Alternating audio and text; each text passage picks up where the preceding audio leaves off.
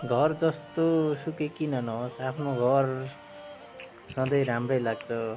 सानो भए पनि ठुलो भए नि झुपडी भए नि आफ्नो घर भनेको आफ्नै घर हो। त्यहाँ बसेर एक छाक भात खानु नै राम्रो हो।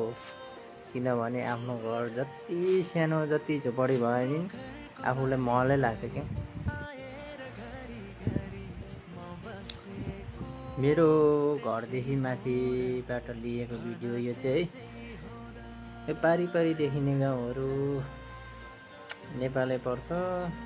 यहाँदेखि उता चाहिँ तल हाम्रो अङ्कलहरूको घर जान्छ, तल 2 घर हुनुहुन्छ। यो तल देखेको चाहिँ हाम्रो ठुलो बुवाको घर हो।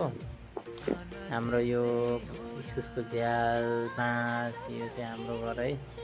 बाबाले दुःख गरेर बनाउनु भएको घर।